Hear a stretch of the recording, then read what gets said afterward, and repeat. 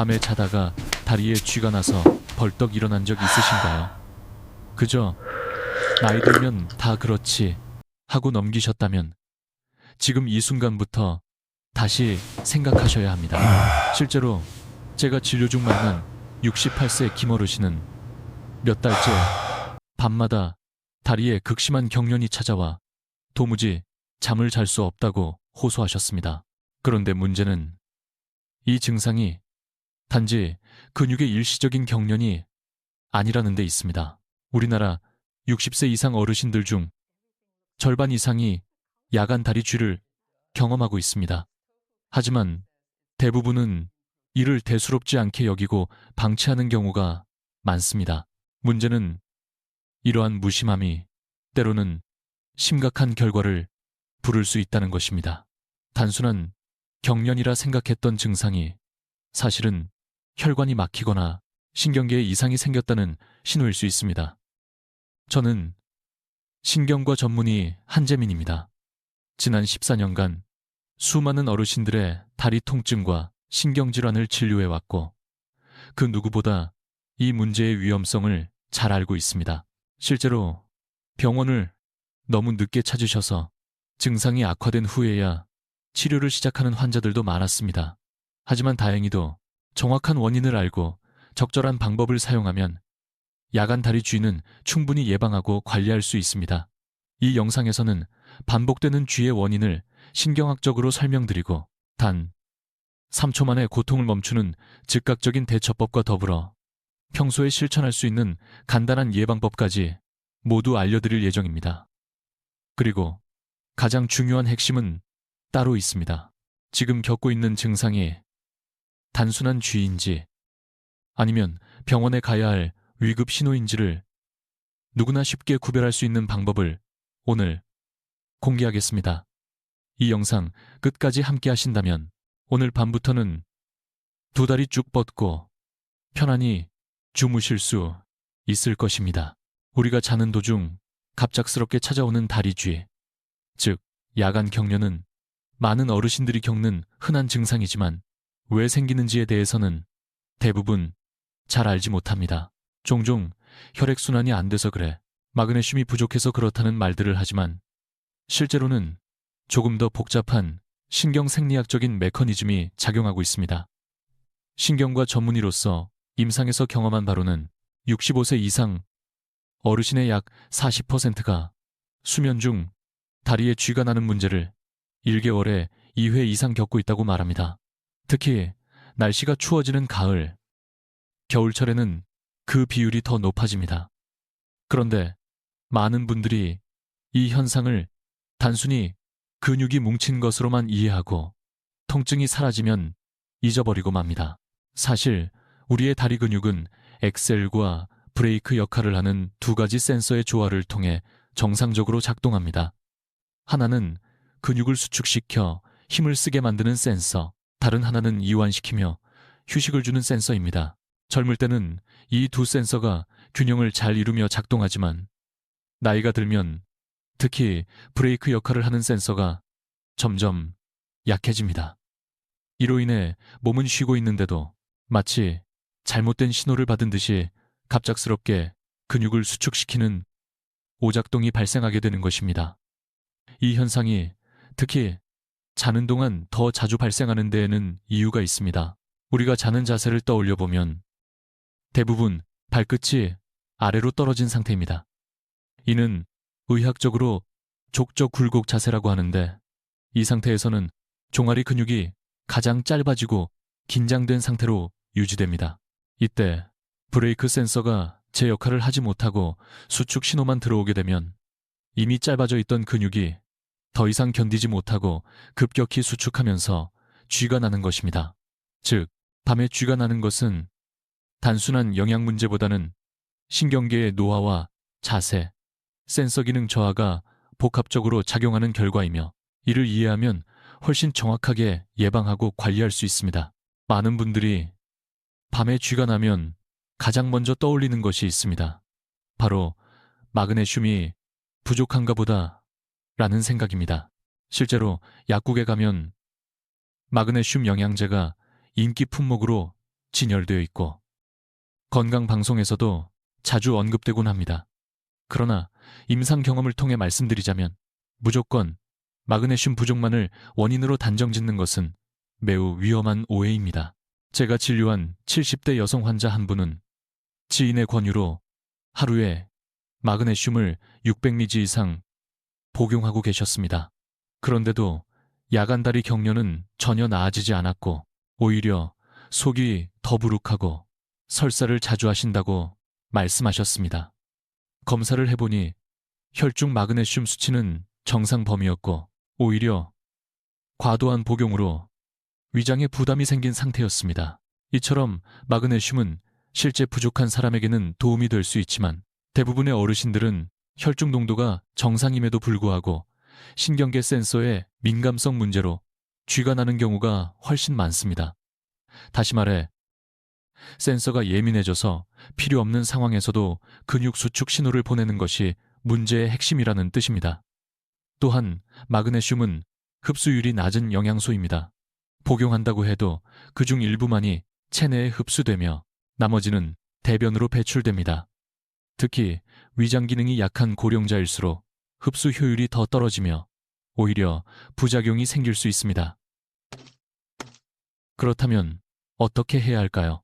정답은 보다 정확한 원인을 파악하고 신경계의 안정성을 회복하는 방향으로 접근하는 것입니다.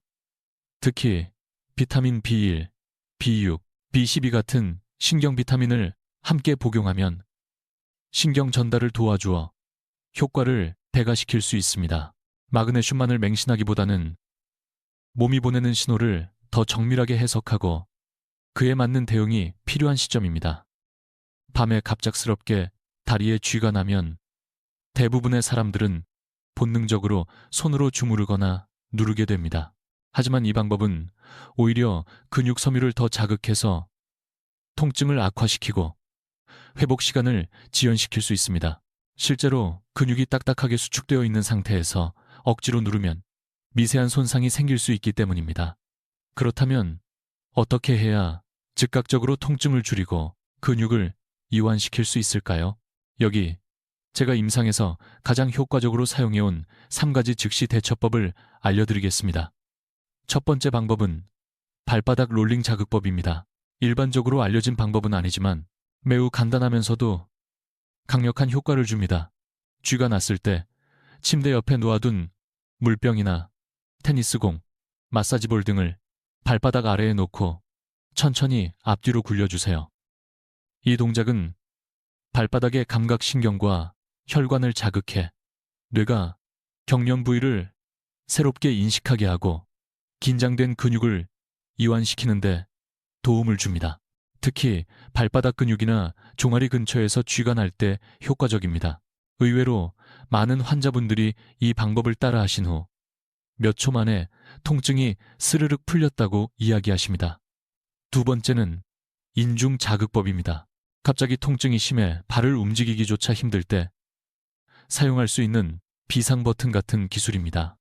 인중, 즉 코와 윗입술 사이에 움푹 파인 부위를 엄지와 검지로 세게 눌러주거나 꼬집어 자극합니다. 이 부위는 뇌신경과 연결된 민감한 부위로 강한 자극이 들어오면 뇌가 통증 회로를 잠시 차단하게 됩니다. 이를 게이트 컨트롤, 이론 게이트, 컨트롤 티어이라고 하는데 더 강한 자극이 들어오면 기존의 통증 신호가 차단된다는 원리입니다. 즉, 쥐가 난 다리보다 인중의 자극에 뇌가 집중하게 되면서 근육이 자연스럽게 이완될 수 있습니다. 세 번째는 가장 널리 알려진 방법이지만 여전히 많은 분들이 잘못 실행하는 경우가 있는 발끝 당기기, 상호 억제법입니다. 쥐가 난 다리를 곧게 펴고 발가락을 몸쪽으로 강하게 당깁니다. 이때 손으로 발을 잡고 당겨도 되고 수건을 이용해 걸어서 당겨도 됩니다. 이 동작은 종아리 뒤쪽 근육과 반대작용을 하는 정강이 앞쪽 근육에 힘을 주는 것으로 뇌는 앞쪽 근육이 활성화되면 자동으로 뒤쪽 근육을 이완시키라는 신호를 보냅니다. 이것이 바로 상호 억제 원리입니다. 누구나 간단히 따라할 수 있고 효과도 빠르기 때문에 많은 환자들이 가장 먼저 시도하는 방법 중 하나입니다. 이 세 가지 방법은 모두 약 없이 내 몸의 원리를 이용해 통증을 빠르게 완화시키는 자가 처치법입니다.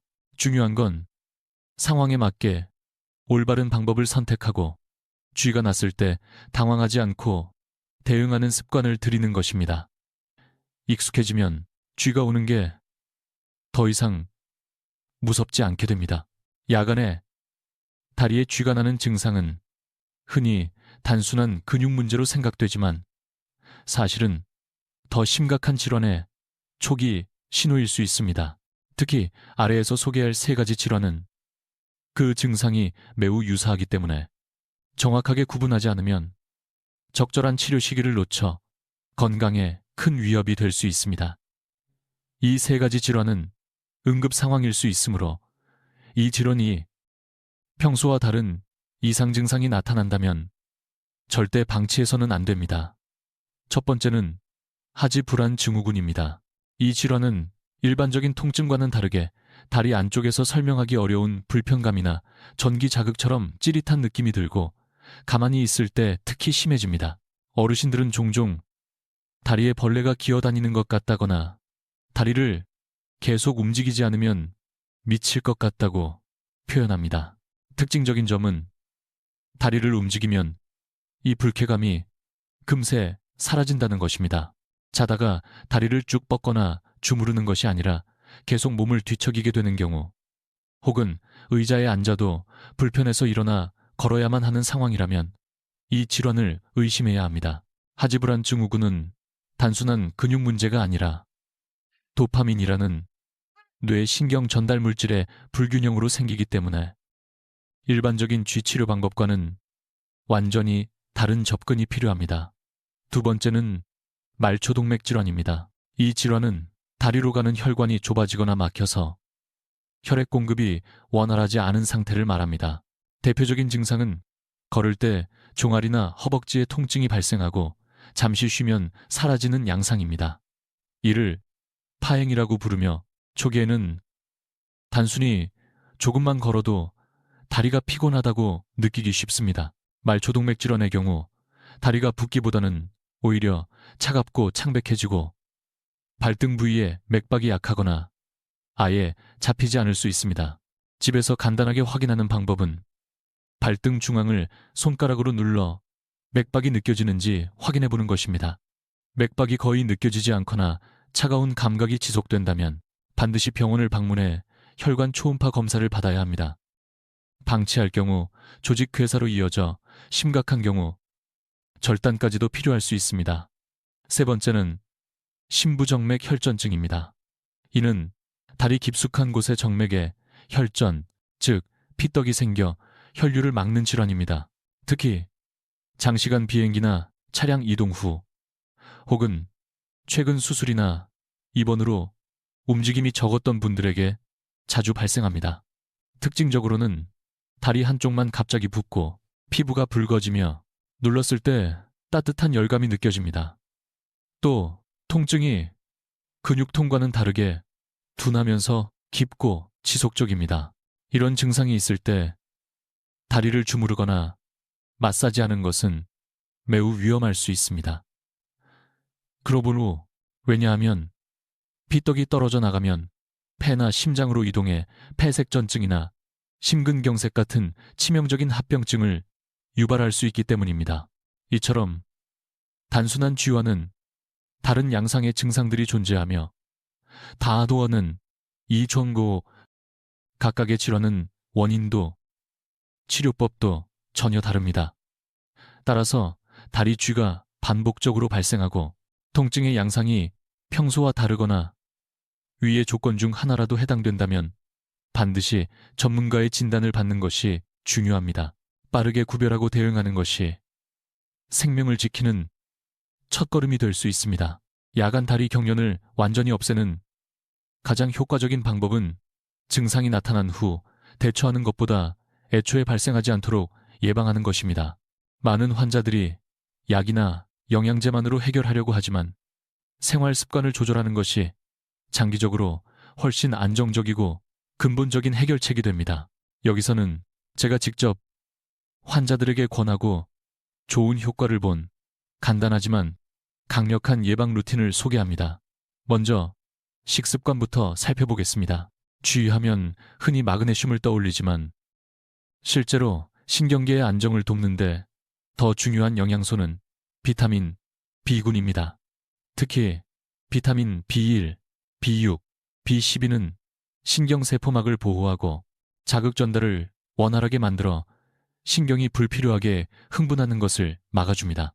이들 비타민은 간, 달걀, 콩류, 통곡물 등에 풍부하게 들어있으므로 식단에서 충분히 챙길 수 있으며 필요한 경우 복합 비타민제로 보충하는 것도 도움이 됩니다. 다음으로는 타우린이 풍부한 해산물을 주기적으로 섭취하는 것이 좋습니다. 타우린은 근육의 피로 회복과 신경 전달에 중요한 역할을 하며 특히 간 기능이 떨어지는 고령자에게 꼭 필요한 영양소입니다. 오징어, 문어, 조개, 바지락 등은 타우린이 풍부하므로 주 2, 3회 섭취하면 충분한 효과를 볼 수 있습니다. 여기에 더해 칼륨과 칼슘이 풍부한 음식도 중요합니다. 바나나, 아보카도, 고구마, 시금치, 아몬드 등은 전해질 균형을 맞추고 근육 수축과 이완을 조절하는 데 도움을 줍니다. 식사 외에도 수면 환경을 조절하는 것이 매우 중요합니다. 무거운 이불을 덮으면 발끝이 아래로 눌리면서 종아리 근육이 긴장 상태로 유지되기 쉽기 때문에 가능하면 가벼운 이불로 교체해 주세요. 또한 발목 아래에 작은 쿠션이나 베개를 받치고 자면 다리, 혈액 순환을 돕고 근육이 이완된 상태를 유지할 수 있습니다. 마지막으로 자기 전 15분간 따뜻한 물로 족욕을 해주면 긴장된 근육을 풀어주고 체온이 안정되면서 깊은 수면에도 도움이 됩니다. 이러한 간단한 루틴을 2주만 실천해 보시면 야간 경련이 얼마나 줄어드는지 스스로 체감하실 수 있을 것입니다. 진료실에서 어르신들을 상담하다 보면 야간 쥐에 대해 자주 듣는 질문들이 있습니다. 그 중에서도 많은 분들이 궁금해하시지만 잘못 알고 계신 내용을 오늘 정확히 짚어드리겠습니다. 먼저 이런 질문을 하시는 분이 계십니다.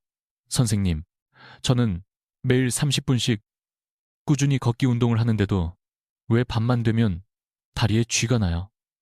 운동은 분명히 좋은 습관입니다. 하지만 운동 후 마무리 스트레칭을 충분히 하지 않으면 사용한 근육에 노폐물과 피로가 쌓여 밤에 경련으로 나타날 수 있습니다. 특히 종아리와 허벅지 뒤쪽 근육은 집중적으로 수축되기 때문에 운동 후에는 꼭 5, 10분간 스트레칭을 통해 근육을 충분히 풀어주는 것이 필요합니다. 물을 충분히 마시는 것도 중요합니다. 탈수가 근육 흥분도를 높일 수 있기 때문입니다. 또 한 가지 자주 받는 질문은 에어컨을 켜고 자면 쥐가 더 잘 나나요? 입니다. 실제로 기온이 낮아지면 말초 혈관이 수축하면서 혈액순환이 떨어지고 이는 근육경련의 직접적인 원인이 될 수 있습니다. 에어컨 자체가 문제라기보다는 바람이 다리 쪽으로 직접 닿거나 체온이 과도하게 떨어질 경우가 문제입니다. 여름철에도 무릎 아래에는 얇은 담요나 수건을 덮고 자는 것이 좋고 발은 따뜻하게 유지해야 합니다. 작은 생활 습관의 차이가 밤의 고통을 막아주는 큰 변화가 될 수 있습니다. 매일의 질문 속에 해답이 있습니다.